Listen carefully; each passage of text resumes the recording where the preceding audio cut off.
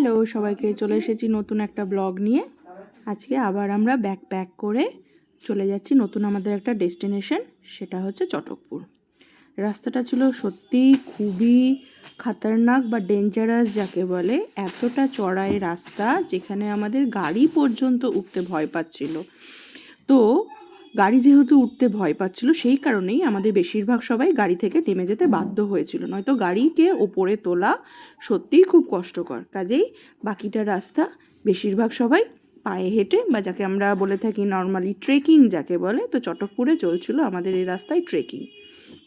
আমাদের এই যাত্রাপথে এই প্রথম আমরা দেখতে পেলাম সূর্যের মুখ, মানে যাকে বলে রোদ ঝলমলে একটা দিন। রাস্তায় যেতে যেতে যদিও সবার কাছে ভীষণ রকমভাবে একটা বকা খাচ্ছিলাম, কিন্তু যেই মুহূর্তে এই নাজারিয়া বা প্রকৃতির যে সিনিক বিউটি সবার যখন চোখে পড়লো, আলটিমেটলি সবার কাছে এত ভালো একটা প্রশংসা পেয়েছি, মানে কি বলবো, সবার মনটা একদম প্লিজড হয়ে গেছিলো। এই সুন্দর রোদ ঝলমলে প্রকৃতি, পাহাড়, তার মধ্যে পাইন গাছ এবং সাথে কাঞ্চনজঙ্ঘা, যেটা তোমাদের সবার সাথে ভাগ করে নেব। এই ছিল আমাদের হোমস্টে, যেখানে আমরা পৌঁছে সুন্দরভাবে প্রকৃতিকে উপভোগ করছিলাম। এবং কিছুক্ষণ পরেই, যেহেতু আমরা দুপুরের মধ্যে পৌঁছে গিয়েছিলাম, কিছুক্ষণ পরেই তারা দিয়ে দিয়েছিল তাদের সেই গরম গরম খাবার। হোমস্টের খাবার মানে সবাই জানি ভীষণ রকমের টেস্টি হয়। খাবার দাবার খেয়েই পৌঁছে গেছিলাম আমরা চটকপুরের যে ভিউ পয়েন্ট সেখান থেকে দেখতে, মানে চারিদিকে যাকে বলে 360 ভিউটা দেখতে এত অপূর্ব ছিল, কি বলবো, সেটা তোমাদের সবার সাথেই আমরা শেয়ার করে নিচ্ছি। আর এই দেখো, আমরা বসে বসে তিনজন বসে বসে এই ছোট শালা আর জামাইবাবুর মারামারি বা হচ্ছে গিয়ে যাকে বলে এই কুমফু ক্যারাটে এই সমস্ত হচ্ছে চলছিল, এবং আমরা বাকি 3 ভাই বোন মিলে সেটাকে ভীষণ রকমভাবে এনজয় করছিলাম। দেখে আশা করি বুঝতেই পারছো, সঙ্গে প্রকৃতি এবং তার সাথে এই চলছে কুমফু, যেখানে কোনো লোকজন নেই। চলে এসেছি রেস্ট নেওয়ার পরে সন্ধেবেলাটা হোমস্টের একটা মজাই যেন আলাদা, এবং তার সাথে সাথে চলে এসেছে গরম গরম চিকেন পকোড়া। হ্যাঁ, আর একটা জিনিস যেটা বলবো, যেহেতু আমাদের মধ্যে সবাই যেহেতু চিকেন খায় না, তার জন্য এর সাথে ওনারা সার্ভ করেছিলেন কিছু ভেজ পকোড়া, বিশেষ করে পনির পকোড়া। এবং তার সাথে দিনটি যেহেতু আমাদের কাছে একটু স্পেশাল ছিল, তার জন্য বসে গেছে গরম গরম তন্দুরি। তো এই তন্দুরির সাথে সাথে, তন্দুরিটা জাস্ট একটা বাহানা, তার সাথে দেখতেই পাচ্ছ সবাই মিলে গোল করে বসে পড়েছে আগুন সেঁকতে। এর সাথে আবারও চলে এসেছে চা। 2টো কেটলি দেখে বুঝতেই পারছো, এরা আবার আমাদেরকে 2 রকমের চা প্রোভাইড করে, অর্থাৎ লিকার চা যারা যারা খাবে, আর যারা যারা খাবে না তাদের জন্য মিল্ক টি।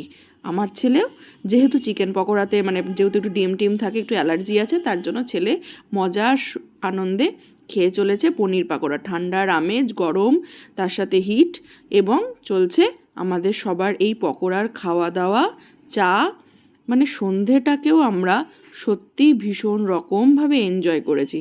সন্ধে শেষ হতে না হতে গল্পগুজবের মধ্যে দিয়ে কখন যে এই সন্ধে কিভাবে পার হয়ে গেল নিজেরাই বুঝতে পারিনি। ধীরে ধীরে চলে এসেছিলো আমাদের রাতের ডিনারের পর্ব। ডিনারটাও ছিল খুবই সুন্দর। আবারও বলছি, তোমরা আমাদের মতো যারা একটু ঘুরে বেড়াতে ভালোবাসো, হোমস্টের খাবারগুলো প্রত্যেকেই যেন ভীষণ রকমভাবে টেস্টি হয়। শীতের মধ্যে সবাই মিলে লেপের মধ্যে গরমে একদম আনন্দ করে পরের দিন সকালবেলাতে উঠে পড়েছি রোদ ঝলমলে দিন, সাথে পাহাড়, আবার সেই কাঞ্চনজঙ্ঘার ভিউ দেখতে দেখতে। শুধুই দিনটা আমাদের যে কী করে চলে গেল, এত সুন্দর দিনটা কেউই বুঝতে পারেনি। কারণ এবার চলে এসেছে আমাদের বাড়ি ফেরার পালা। হ্যাঁ, একদম ঠিক, আমরা এবার পাহাড় থেকে নেমে পড়ছি। যাত্রাপথে আমরা কার্শিয়াং হয়েই টুয়ার্ডস এনজিপি যাচ্ছি, সেই রাস্তা ধরে, যেটা আমাদের সবার পরিচিত রাস্তা। এবং ফাইনালি আমরা এই এলোমেলো রাস্তা পেরিয়ে চলে এসেছি এনজিপি স্টেশনে। আমাদের ট্রেনের টিকিট আগে থেকেই বুক করা ছিল বন্দে ভারতে, কিন্তু এই ট্রেনটি আমাদের ডেস্টিনেশন হচ্ছে আপ টু মালদা পর্যন্ত, কারণ তারপরেই আমরা মালদা থেকে সবাই ডিভাইড হয়ে যাব। আমাদের মধ্যে আমরা যারা ফ্যামিলি মেম্বার ছিলাম, তাদের মধ্যে কারো ফার্স্ট টাইম ছিল এই বন্দে ভারত, কারো বা সেকেন্ড থার্ড টাইম। তার জন্যই ভিডিওটি আরও স্পেশালি করা, যাদের জন্য ফার্স্ট টাইম এবং মনে রাখার জন্য। অতঃপর পৌঁছে গিয়েছি মালদা স্টেশনের 1 নম্বর প্ল্যাটফর্মে। এই মালদা স্টেশনে পৌঁছেই সবার মনটা একটু ভারাক্রান্ত হয়ে পড়েছিল। এই কারণেই এবার আমরা যে যার মতো বাড়িতে যাব। দেখতেই পাচ্ছ মালদা স্টেশনে চলে এসেছে একটা গাড়ি।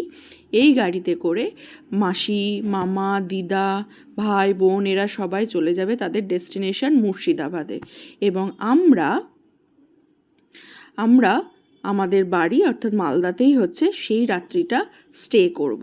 ছেলেকে নিয়ে 2 দিন মালদাতে স্টে করব, কারণ ছেলে এতটা জার্নি বহরমপুর পর্যন্ত আবার নিতে পারবে না বলে আমরা ঠিক করলাম যে সেখানে চলছে ছেলের আদর পর্ব, ছেলেকে বাই বাই পর্ব। ছেলের তো সেই ভীষণ কান্না সবার সাথে যাবে বলে। তো যাই হোক, আমাদের এই ছিল আজকের ভিডিও। আমাদের যাত্রাপথ বা এই কদিনের ঘোরাটা আমাদের কাছে ছিল ভীষণ রকমভাবে আনন্দকর এবং সবটাই তোমাদের সবার সাথে শেয়ার করে নিয়েছি। দেখতেই পেয়েছো আমরা কিভাবে থেকেছি। তোমাদের যদি কিছু এনকোয়ারি থাকে আমাদেরকে একটা মেসেজ করে দিও। Thank you.